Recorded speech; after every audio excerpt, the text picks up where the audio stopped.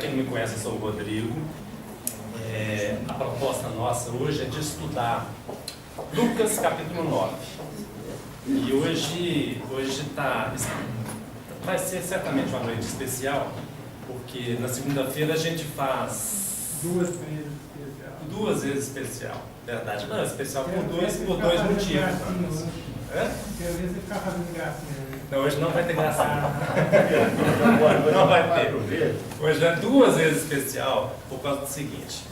Segunda-feira a gente se reúne aqui de duas em duas segundas para poder fazer a preparação para o estudo.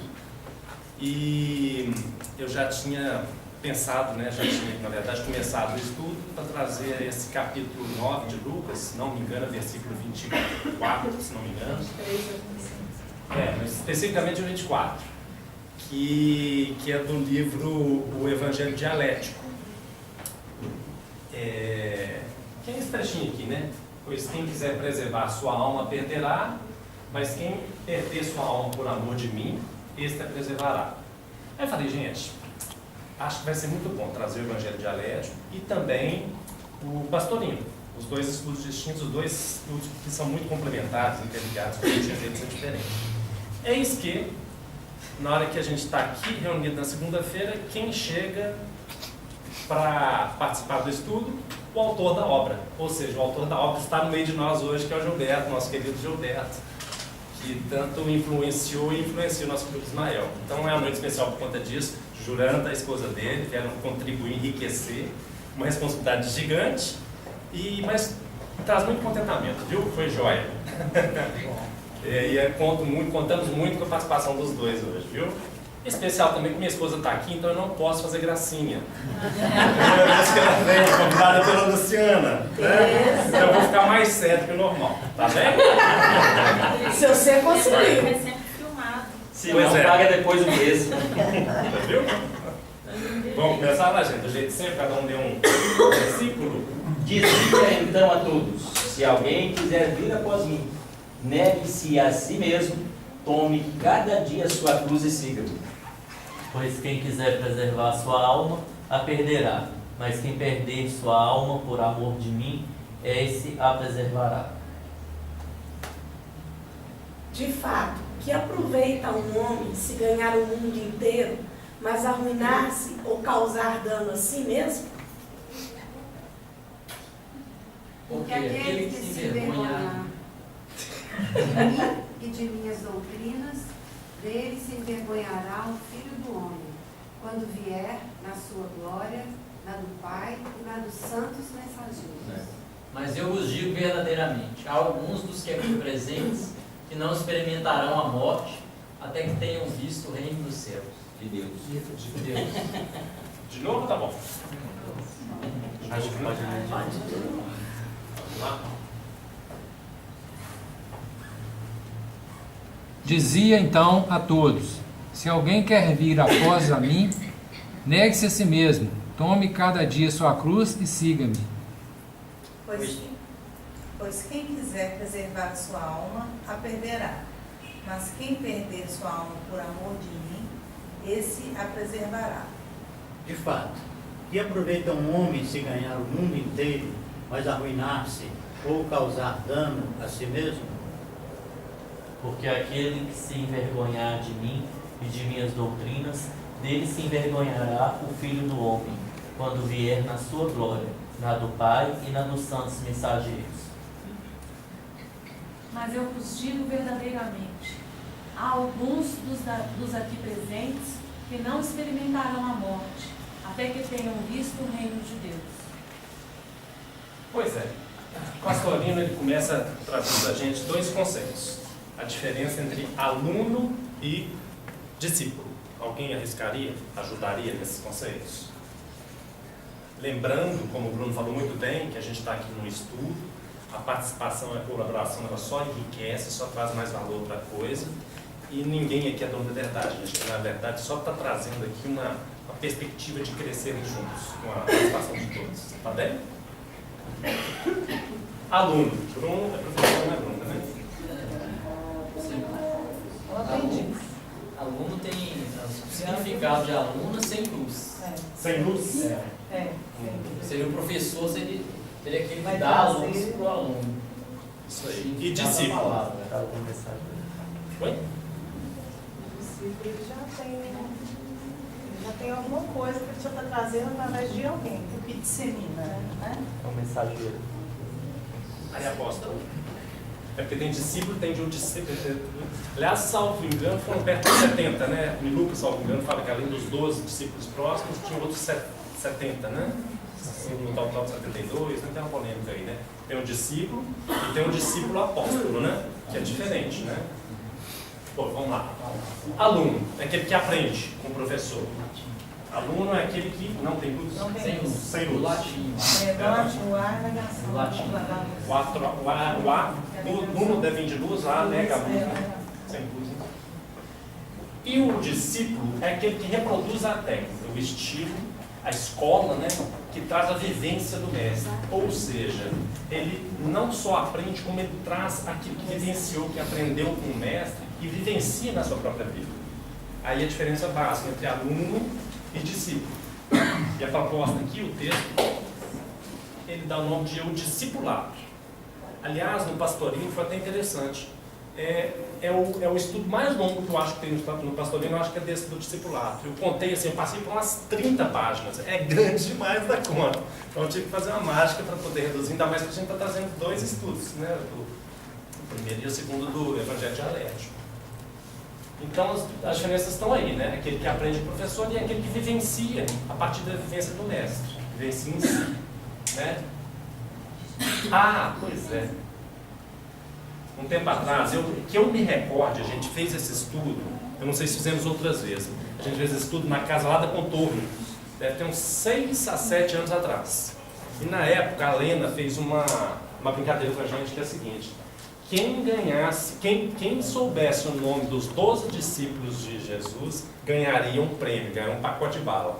Aí no dia ninguém trouxe não. Aí no segundo eu estudei, decorei, porque eu também não sabia, aí eu ganhei.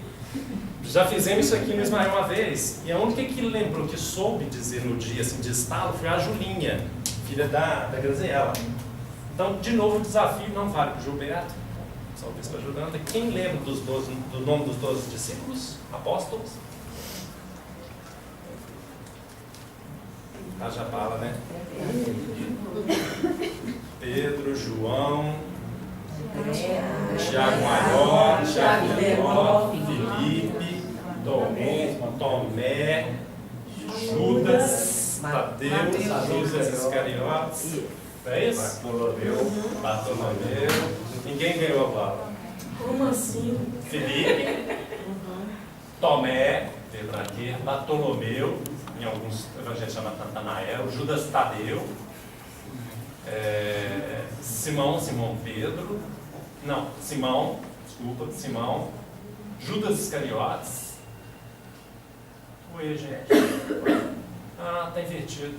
Simão Pedro, André, irmão de Pedro, Tiago Maior, João Evangelista e Tiago Menor. E Mateus. Beleza? Oi? Desculpa, você quer? Beleza? Então são os 12 que estão aí pra gente. E a proposta é que nos tornemos discípulos. É isso que essa é a grande proposta. Ou seja, ser seu discípulo de Cristo, não é segui-lo e não apenas aprender suas lições. É isso que o pastor traz na sua tônica. E aí, para tanto, ele nos traz 4 requisitos que vêm do texto que a gente leu aqui agora. Quais seriam os requisitos que ele traz, o pastor traz para a gente, para que nós nos tornemos discípulos? Alguém arrisca? Tem que ser fiel. Tem que ser fiel. Querer. Primeiro requisito. Negar a si mesmo. E esse daqui para mim é um desafio. Desafio, assim, o entendimento para mim é bem desafiante. Pela baixo, né? Tomar a sua cruz, também outro desafio para o meu entendimento. E segui-lo. Ou seja, 4 requisitos para que nós nos tornemos discípulos. Primeiro, querer. Querer envolve escolha e decisão espontâneas. E aí? O que eu preciso? É meio filosófico, Matar que fala que eu sou meio filosófico, mas fazer o quê? E é o pastor também. Do que eu preciso, então, para poder escolher e decidir? Sai da multidão. Boa. A Luciana trouxe para a gente aqui que uma das primeiras coisas para poder realmente querer, ou seja, escolher e decidir de forma coerente, consciente, espontânea, é sair da multidão. Beleza. O que mais, gente?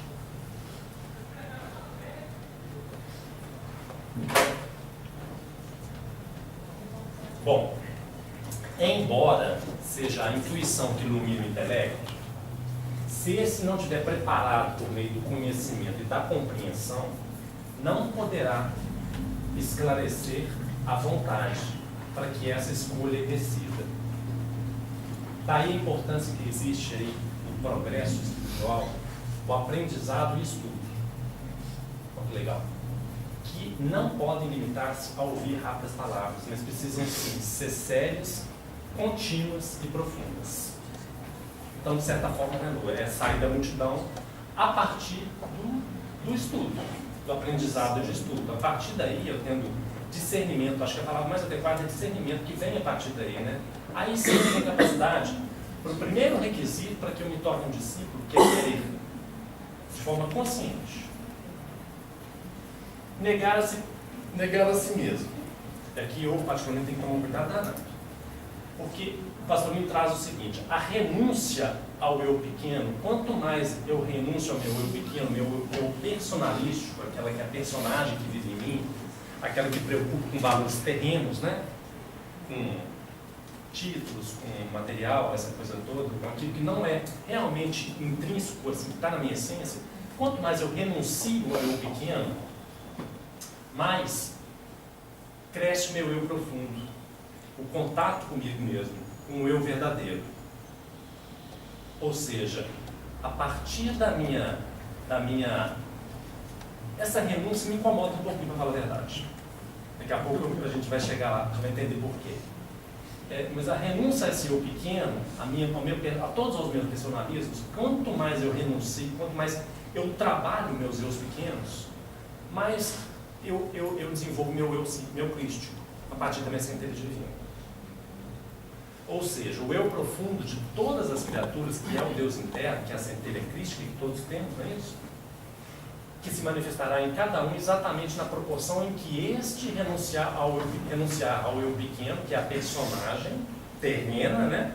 Sujeita a todas as minhas distorções do meu ego, para deixar campo livre a expressão do campo interno divino. E aí eu me lembro do Gilson, nos estudos que eu participei, alguns do Gilson, ele sempre falava: filho de cachorro é cachorrinho, filho de gato é gatinho, filho de Deus é Deusinho. Então somos todos deuses, deusinhos. Se negarmos totalmente o nosso filho de Deus, que é a personagem humana, que são as distorções do meu ego, deixando livre expansão a manifestação do Cristo que em todos habita. E aí, Júlia, a gente falou há pouco aí da questão do espírito, né? E da matéria, no plano espiritual, no absoluto, né? Que Getúlio traz também para a gente, que é o espírito puro, verdadeiro, né? Lá, já livres da matéria, né? Por que eu entrei aqui? Esqueci. Por que eu falei isso? No meio de casa.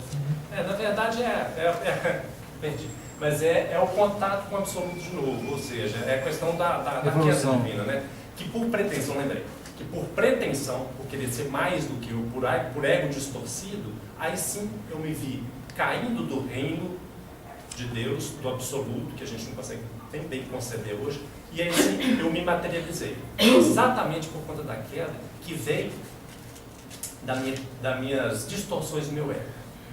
Eis o motivo pelo qual estou aqui, pelo motivo pelo qual estamos aqui, para aprender e retornar para o estado absoluto. Não é assim? Terceiro requisito. tomar a sua cruz.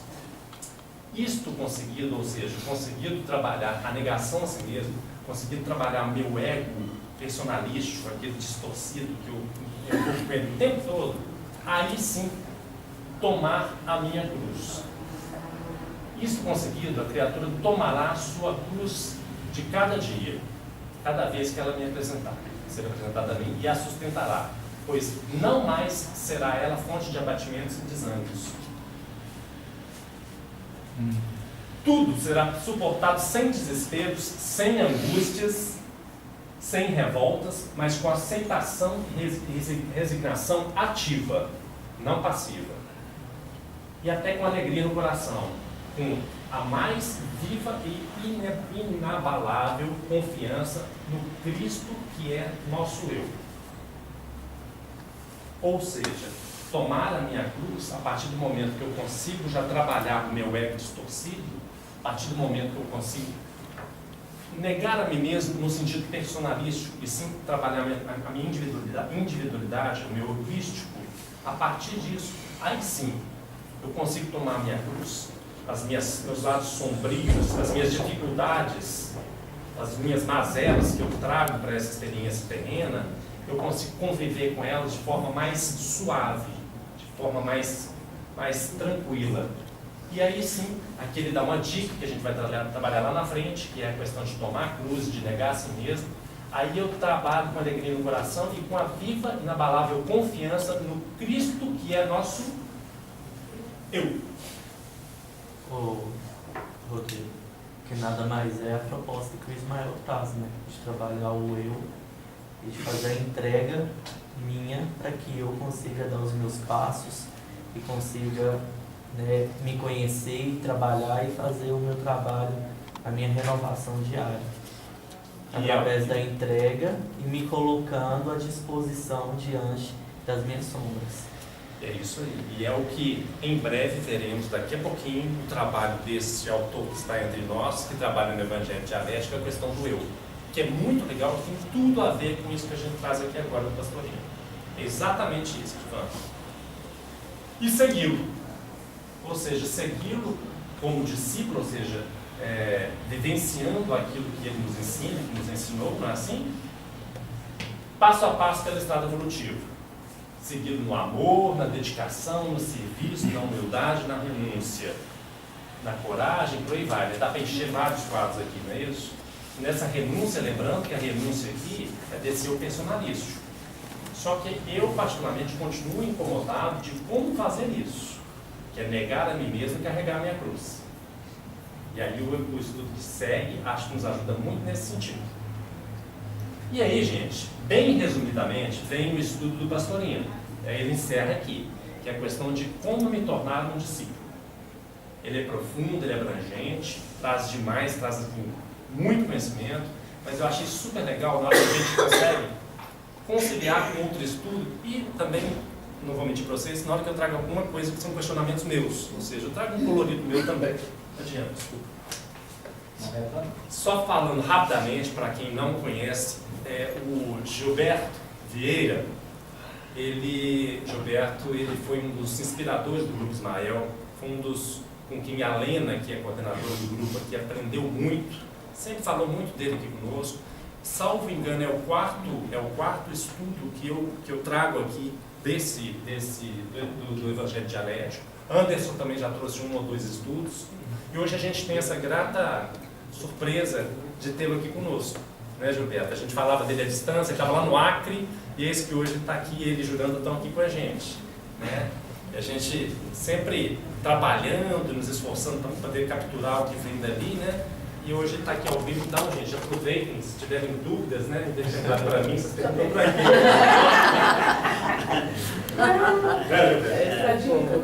Suadeira, né? A suadeira, tá feio. Começou na segunda. Mas o palestrante é que está com a inspiração aqui da equipe espiritual. É compartilhado e vem a turma toda. Então, gente, o Evangelho Dialético, a responsabilidade, ele trata como os gregos antigos trabalharam muito, os filósofos trabalharam muito, né? Que é a questão da hipótese, da antítese, ou seja, uma ideia que venha a ser aprovada, depois vem uma outra ideia que a princípio, pelo menos, se contrapõe àquela inicial. Não é isso, Gilberto? E aí você fica num choque. O Evangelho, a gente vem aprendendo isso muito com o livro do Evangelho Dialético, né? Tem muito disso, né, Gilberto? Tem muito, né? Vão além daqueles que você colocou no livro, né? E adiante, vem uma síntese que concatena e que nos traz um entendimento maior da hipótese e daquela, a princípio, negação daquela hipótese, que é a antítese. E é o jeito que o Gilberto traz para a gente, a leitura que ele buscou do Evangelho, nesse sentido, de trabalhar a hipótese, antítese e síntese.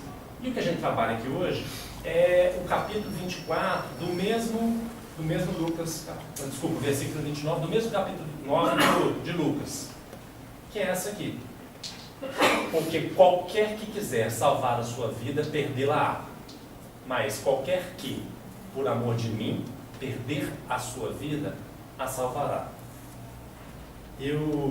A primeira vez que eu tomei contato de verdade com esse estudo, que foi uns 6 a 7 anos atrás, esse trechinho me encabulou muito. Até que eu conseguisse absorver o que ele queria dizer, foi uma luta, sabe?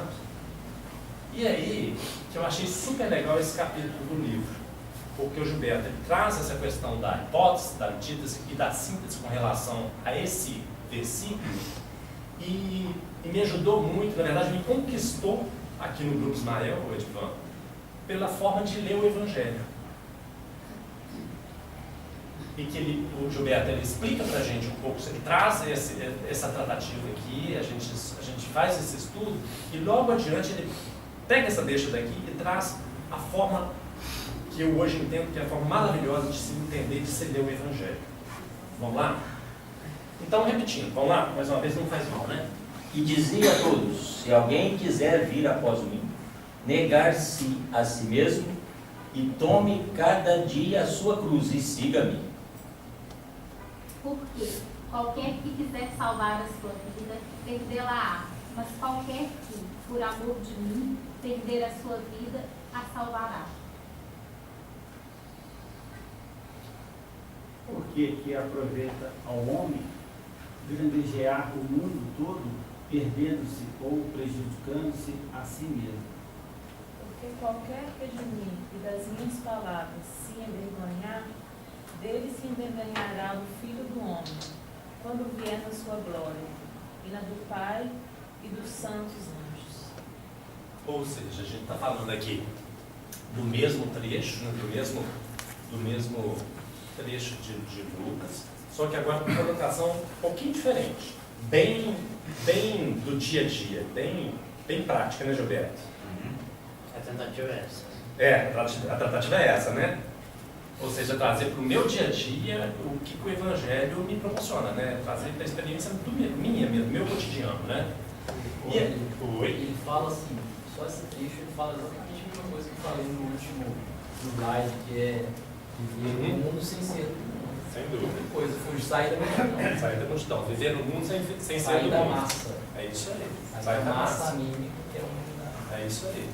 Só que achei mó legal. É o seguinte. Achei o máximo, Gilberto, esse pedacinho. Que é o seguinte. Como ler o texto? Como ler o Evangelho? Sabe como, gente? Do jeito que está escrito. Mas é sério. Aí eu entendi. Aí caiu a ficha. Por quê? Olha que eu particularmente, eu não tive uma formação religiosa forte, assim, intensa em casa. Eu estudei no colégio católico, mas assim, não tinha muita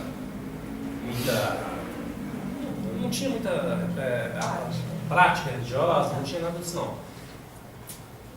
Minha casa, nada de imposição religiosa, ninguém praticava praticamente nada, meu pai era ateu.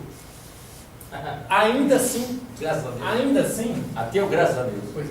Pois é, ainda assim, eu me vi o seguinte, o quanto que eu circunscrevia o Evangelho a uma figura distante de mim. O Cristo, para mim, era uma coisa lá longe, inatingível, muito, mas muito distante da minha vida. era algo que não fazia parte do meu dia a dia, do meu cotidiano. E ele ler o Evangelho para mim era legal e tal, mas isso não fazia muito sentido. Aí que vem, por amor de mim, nesse caso, não é por amor a Jesus, não é seguir o que Jesus fez, mas sim entender a vivência de Jesus, o Cristo que viveu em Jesus. Por amor de mim deve ser entendido, obviamente, por amor a mim. A cada um que está aqui, na hora que ler o Evangelho, é assim.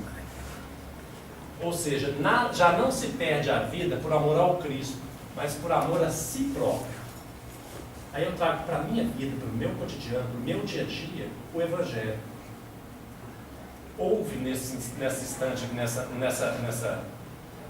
no Evangelho, houve aí uma interiorização da experiência, e o conflito agora é totalmente pessoal, é meu, é comigo. Não é mais com Cristo, com Jesus, o Cristo distante e que não tem nada a ver comigo, não tem nada a ver com a minha vida. Jesus, ele traz o Evangelho é tão lindo nesse sentido que ele traz para mim o entendimento.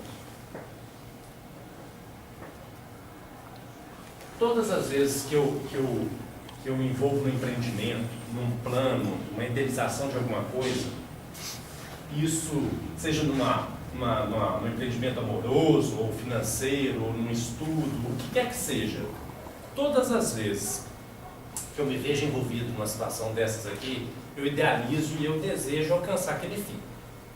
Eu quero, mas quero muito alcançar aquilo ali. Só que, quando isso não acontece, o que acontece comigo, muitas das vezes, humanamente falando? Eu morro. Quando meu propósito, meu ideal não é atingido, eu morro. E aí que vem. Qualquer um que quiser salvar a sua vida, perdê-la humanamente. Mas qualquer que, por amor a mim, perder a sua vida, a salvará. Perder a sua vida, a salvará. Aí é que está. Quantas e quantas vezes eu perco a minha vida, eu me desespero, porque aquele ideal que eu tracei para mim, aquele objetivo, aquela proposta, aquele empreendimento, seja de qual natureza for, ele não deu certo, teve ali uma frustração, e aí eu perco a minha vida, porque eu quero salvá-la do jeito que eu idealizei, dentro da minha obstinação, a qualquer custo. Obstinação é aquele negócio, né? Do meu jeito, no meu tempo, do jeitinho que eu planejei. É do salvar a minha vida terrenamente falando. Só que, na hora que eu, por amor a mim, ou seja, trabalhando o amor próprio, a minha autoestima, e acreditando que aquilo ali é algo temporário e que tem um propósito divino maior dentro daquilo ali, se eu, por amor a mim, perder aquela vida ali, naquele instante, entendendo que aquele empreendimento ali ele foi frustrado por um propósito maior, mais elevado, aí sim eu salvo a minha vida. É confuso, né? Como é que é? Confuso. Você acha confuso? Eu acho. Você está me zoando. Estou ajudando? Ainda bem que não estou confundindo mais. Há muitas formas patológicas de poupar planos e intenções contra mudança ou ataque externo. Ou seja, eu idealizei algo. Eu entrei em um empreendimento, seja de que natureza for. Seja físico, na construção na compra de um carro, de um imóvel, ou de um curso que eu quero fazer, ou algo que eu planejei para mim, eu quero me desenvolver em determinado sentido. Só que... relação afetiva, né, Gilberto? Um empreendimento amoroso. Eu idealizei um casamento, um namoro, uma relação amorosa, de que natureza for, só que aquilo não deu certo do jeito que eu idealizei. O empreendimento frustrou. E aí, eu morro, muitas dessas vezes. Aí eu vou muitas das vezes eu vou para um estado depressivo. Porque a minha obstinação, ela não se fez concretizada. Eu tive que ceder com uma vontade maior. Entende assim? E um dos principais mecanismos de defesa nesse caso é o enrijecimento. Eu me cerco de defesas.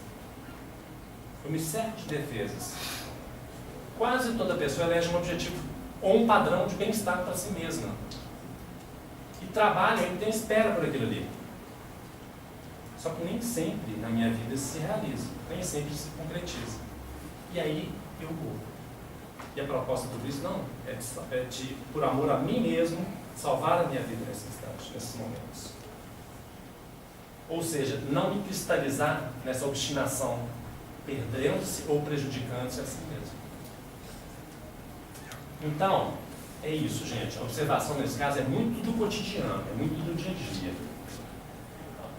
E é simples. Não tentar salvar a vida que se idealizou, em qualquer tipo de empreendimento, seja ele qual for, mas em troca manter-se vivo, porque deve-se amar mais a si mesmo, a si próprio, perdão, do que as coisas pelas quais se está morrendo. Ajudou?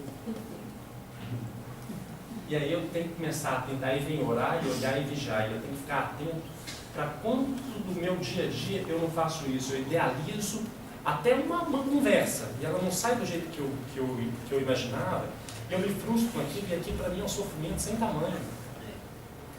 Não é assim? É. E para todo canto, né? As relações afetivas, então, né? Essas são danadas, né? Quando eu levo um não, ou quando eu levo uma desconcertada, assim, uma invertida, como é que eu sofro e morro por causa daquilo? E a proposta do Cristo, do Evangelho, é eu não morrer, manter-se vivo, porque eu tenho que me amar, sobretudo, amar a mim mesmo. Essa que é a proposta. Ou seja, não lutar de forma desesperada para viabilizar um alvo intangível, ou intangível naquele instante, né, Gilberto? Inatingível. Desculpa, inatingível ou inatingível naquele instante. E nem me recolher na rebeldia, ou seja, rebeldia na depressão. Porque eu me rebelo, porque é algo que fugiu àquilo que eu planejei. Aí eu já não penso, seja feita a tua vontade, seja feita a minha vontade. E eu me rebelo na depressão, porque aquilo que eu desejei não se concretizou. Aí reabre-se os olhos para o mundo e o coração para o outro. Aí a vida está salva. É bem prático, não é? É bem do dia a dia, né? Aliás, se me permite, né? Reabre-se os olhos para o mundo, para mim mesmo, e o coração para o outro. Aí a vida está salva. Não é assim? Faz sentido, gente? E a frustração? Acho que o grande ponto aqui é a frustração que eu sofro o tempo todo no meu dia. Falo por mim, eu frustro mesmo. São várias. O gado faz muita frustração, Rodrigo. Não, muita alegria. Mas, gente, se o gado não traz frustração, tadinho do Hipólito, né, Hipólito? Agora está com o Chico Bento lá, né? Você está com a chance boa. Mas hoje tem. Eu sou europeu. Mas, ou seja, o Hipólito, tadinho, toda vez que o Cruzeiro entra o time dele entra em campo, ele morre. É muita frustração para uma pessoa só. Mas ele está trabalhando na grandiosidade agora, ele está entendendo que tem um propósito maior aí. Ele já tinha feito estudo disso aí, né? Não é que é? Ele já tinha estudado isso. Já tinha, muito desenvolvimento espiritual, né, Eduardo? Toda frustração, sem exceção, eu hoje, eu estou arranhando, mas toda frustração tem aí o seguinte, tem a pequenez e tem a grandiosidade. Tem a pequenez da minha concepção, porque se eu me frustro, se eu me rebelo, se eu não concordo com aquilo, se eu entro inclusive na depressão por conta da rebeldia, eu estou expressando a minha pequenez, porque eu queria aquilo, daquele modo, daquela forma, no meu tempo. Então ali tem uma pequenez minha expressa, porque eu deixo de acreditar que tem um propósito maior.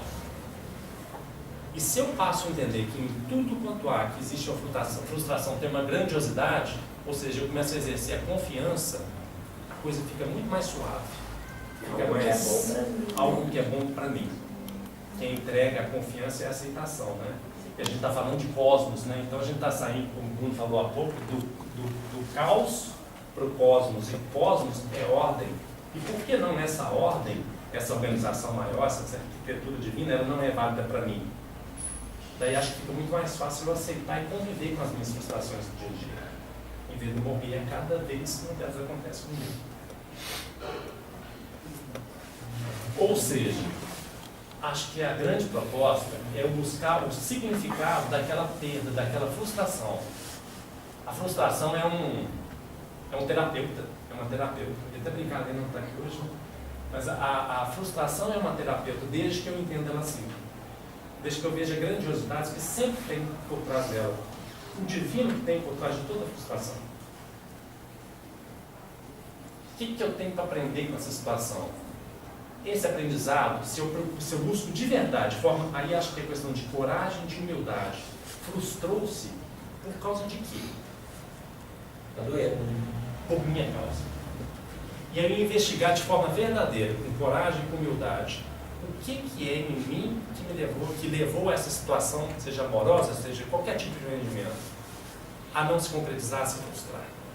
Se eu faço essa investigação de forma verdadeira, corajosa, de forma inteira, aí eu tenho um presente. Onde eu tiver uma dificuldade, com certeza eu tenho um grande presente. E reconheço a divindade que tem em cada uma delas, em cada uma dessas frustrações. Aí eu passo a trabalhar, como o Edvan colocou bem, o meu eu. Nós vamos entender já um pouco mais. E essa forma de ver o Evangelho traz um benefício extraordinário, porque centra nas palavras do Cristo em quem lê, né, Gilberto? Quase sempre as palavras eu, mim, as equivalentes aparecem, cabe administrar essa regra de estudo. Ou seja, Jesus nos legou um código de orientação universal, que é o Evangelho, mas que permite a individualização irrestrita. Traz sempre para mim. Ao contrário, a noção de que ele se reportava a si mesmo, Jesus, o Cristo, se reportava a si próprio, leva-nos a um Evangelho que oferece um modelo externo, longe, distante, ainda que seja uma figura iluminada, mas é algo fora de cada um. E é aí que eu digo, a importância de eu trazer para a minha leitura do Evangelho. Outro recurso, um costume que o Cristo usava muito também, para impessoalizar, ou seja, para deixar que cada um pessoalize a sua doutrina, é sair da primeira pessoa do singular para a terceira e empregar os termos filho, filho do homem, filho de Deus. E aí pode-se pôr em prática o mesmo dispositivo de leitura, porque para Jesus somos todos filhos e com certeza ele não pretendeu a exclusividade da filiação, nem o privilégio algum. Ou seja, é um outro jeito, outra forma madura que hoje nós já damos conta de entender, de estudar o Evangelho, trazer para cada um, né? E aí que eu falei que, embora eu não tenha tido nenhuma formação religiosa forte, intensa quando criança, para mim também foi e ainda é difícil por vezes. Tanto que isso é forte. É libertar do conceito tradicional de o Cristo ser um filho diferenciado, longínquo de mim, de todo o restante. Pois é. Então, como o Edvan colocou super legal aqui, o que essa individualização representa? O que ela traz para mim? O que ela traz para cada um de nós? É muito filosófico também, né?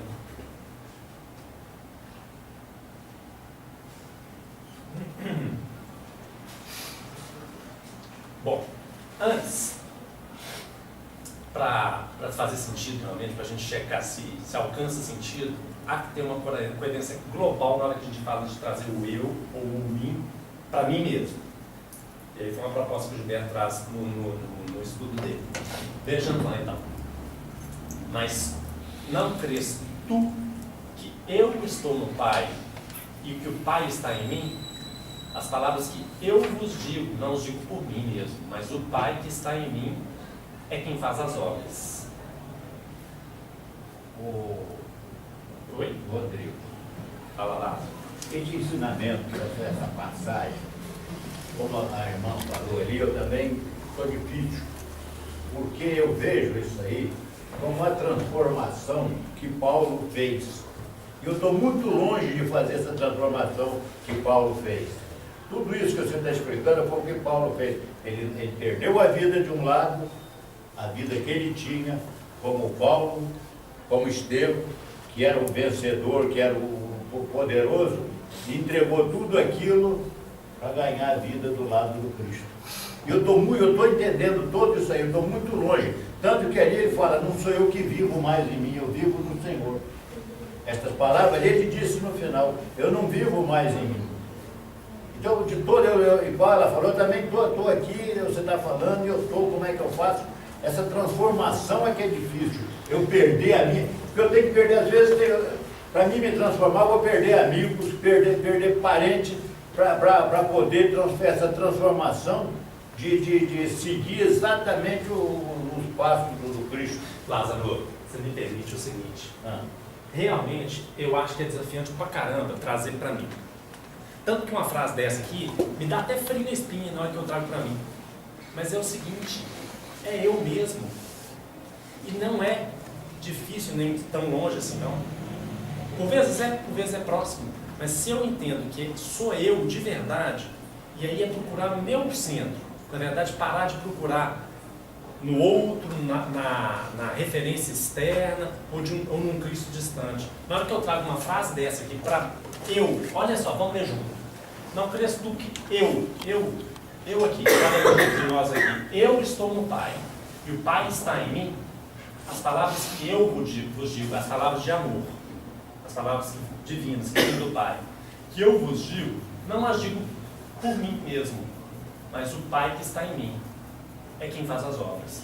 Olha que legal, na hora que eu trago isso para mim, embora seja, eu sei que é uma prática desafiante talvez, por conta de tudo que foi, talvez, me concebido pelo externo, mas na hora que eu trago para mim, olha só, não sou eu que digo, é o Pai que está em mim que diz.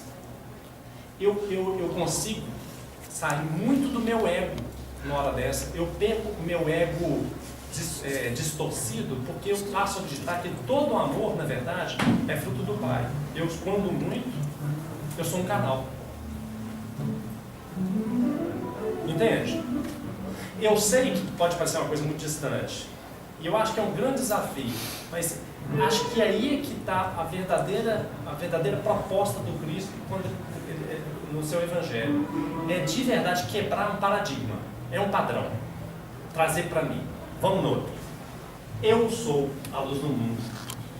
Sou eu mesmo, é o ser, é cada um aqui nessa sala. Eu sou. Quem me segue não andará em trevas, mas terá a luz da vida. Quem me segue a mim, na hora que eu falo isso, se eu seguir a minha essência, ao meu eu verdadeiro, ao meu eu profundo, aquilo que me abstrai de tudo aquilo que eu faço para agradar o outro, o externo, ou para impressionar o outro, ou seja, se eu seguir a mim, quem segue a mim, ou seja, na hora que eu sigo aquilo que está verdadeiramente no meu coração, aí sim eu vou ter luz na minha vida. Só que eu não faço isso algumas das vezes. Por vezes eu faço. Mas é aí que está, sabe? O Lázaro, é uma quebra de paradigma. Eu sou a luz do mundo. Traz para você, é o Lázaro. É, sem medo. É para ler. Como é que é? Ele tem coisas boas para zoar. Ô Rodrigo, eu penso que é importante que eu entenda a minha autorresponsabilidade diante dos passos que eu dou. Até mesmo da forma que eu leio o Evangelho, como que eu interpreto e trago aquela mensagem para mim mesmo. Quando fala Deus está agindo, Ele está agindo em consequência também da minha atitude, de como eu me coloco à disposição dos meus passos, da entrega que eu faço e o caminho que eu procuro para poder seguir. E existe também meios terrestres que me faz com que me ajude a seguir esses passos e a fazer essa renovação, essa reforma íntima que eu preciso fazer. Por exemplo, para mim um exemplo disso é estar aqui no Ismael, é entendendo, buscando, para eu trabalhar em mim mesmo o que eu preciso melhorar.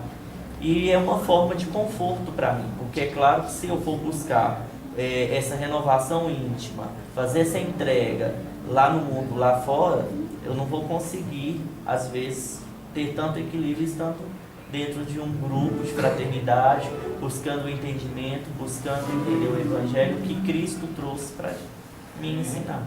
Para mim ensinar, é isso mesmo. É questão da responsabilidade, o irmão já foi lá na frente. Mas Lázaro, concordo com você, é um desafio, bom demais da conta. Ei, Stefania? Mas vai ficar no automático, né? Igual o falou, você está num ambiente, um tempo de pensamento, que faz o seu eu divino se manifestar.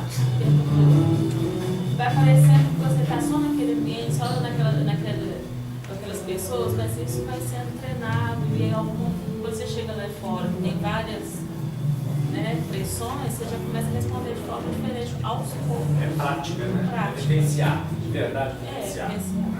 E é claro que lá fora os desafios são grandes e são para mim ensinar. Né? De novo, outra, Lázaro. Na verdade, vos digo que aquele que crê em mim também fará as obras que eu faço, e as fará maiores do que essas, porque eu vou para meu Pai. Traz para cada um de si. Sou eu comparado comigo mesmo. Quanto mais eu trabalhar meu eu crístico, meu interno, e trabalhando meu eu personalístico, melhores obras que eu faço. Não é? Ou seja, é um jeito diferente, é um jeito desafiante aí, pelo menos para mim, de ler o Evangelho, trazer de verdade para mim. Ou seja, é o meu eu Cristo. Agora vamos de novo. Então, e o Edivan já trouxe parte da resposta, se não quase toda ela. Na hora que eu faço essa pergunta, o que então que essa individualização representa? O que ela traz para mim? Luz. A certeza da filiação. Na hora que a gente fala que somos anjos decaídos, luz, Lúcifer. É esse, aquele que tem luz dentro de si. Luz. Não é assim? A unidade dinâmica, uma estreita ligação com o Pai, com o alto, com o divino, com o absoluto. Ou seja, conexão. Traz confiança na capacidade humana. Um pai não deixaria seu filho pagando aí aluguel sem recursos para tanto. Uma independência, uma autonomia a partir do livre-arbítrio. É hora que a dor me reencaminha para onde eu tenho que ir. Mas traz independência, traz autonomia. E confiança, sim, uma arquitetura maior, divina maior. Maior que eu dou conta de conceder, o tipo pelo qual eu tenho que aprender a lidar com as frustrações. Ou seja, na hora que eu trago para mim, eu diria que quase que em síntese, traz responsabilidade. Traz autorresponsabilidade, traz responsabilidade pessoal. Faz sentido? Sim. Eu começo a entender qual é o meu papel aqui. Não é? As capacidades, o quanto que eu tenho para dar e tenho que dar, a centelha divina que existe em mim, e a importância de eu, a cada instante, a cada decisão, em cada empreendimento, é fazer contato comigo mesmo. Quais são as condições para este momento? Recursos e limitações. Não é? Tanto as positivas quanto as negativas. Por isso que lá atrás eu falei que eu ainda, assim, eu tenho um olhar assim, meio crítico na hora de falar negar a si próprio ou carregar a sua cruz. Mas para isso eu tenho que entender como é que eu olho para a minha cruz, como é que eu olho para mim mesmo. Como é que eu faço contato comigo mesmo? Que eu tenho que fazer contato também com as minhas negatividades, com as minhas limitações, com as minhas imperfeições. Porque senão, de novo, eu estou transferindo uma coisa distante de mim, porque eu sou assim. Tem que entender? Será que eu estou carregando só a minha cruz também? Eu tenho que carregar esse lado mesmo. Eu, Lázaro, eu sou o caminho, a verdade ou a vida. Ou eu sou o caminho da verdade e da vida. Eu sou, desde que eu faça contato comigo mesmo. O danado é que o mundo atrai, distrai. O fato de atrair e de distrair, ele destrói também. Ele me tira do caminho e ele me faz morrer a cada frustração que eu tenho. Se eu não me distraio, se eu não me permito atraído pelo mundo personalístico, se eu faço contato comigo o tempo todo, aí sim eu consigo vencer o mundo e salvar minha vida. A gente se trai. Não é? Eu me traio o tempo todo. Seguramente que eu me traio o tempo todo, porque eu me sinto atraído pelas distrações do mundo. E aí, aquele questionamento que o Edivan já foi lá. Olha só, se eu estou então trazendo o reconhecimento da minha centelha divina, se eu estou aqui percebendo uma conexão que ela existe, ela é real, eu tenho capacidade, a confiança numa arquitetura maior divina, mas ao mesmo tempo, ou seja, assumindo a responsabilidade que é minha, só que ao mesmo tempo é o seguinte: nós vivemos um mundo dual, né? Assim, um mundo de amor e desamor, de alegria e de tristeza, de bonito e de feio, não é? E eu também, a gente vive num mundo imperfeito. E aí, como é que eu faço isso? Essa questão evolutiva, esse contato comigo, esse sabedor 100% consciente que eu vivo no dual, no bonito, no feio, no certo e errado, né? E no imperfeito. puser, uma parte minha, ela foge dessa dor, foge da perda, foge da frustração, da tristeza. Inclusive sente raiva por conta de experiências desagradáveis. Acho, né? Nesse sentido, olha só, já que essa parte minha, tem uma parte minha que ela nega, que ela está sempre fugindo da dor, da frustração, muito personalista, muito terrena, sente raiva por conta disso, nesse sentido eu até deveria abandonar qualquer desejo. E algumas tradições, algumas convenções, por exemplo, orientais, elas até dizem, abdica de qualquer desejo. Não é assim?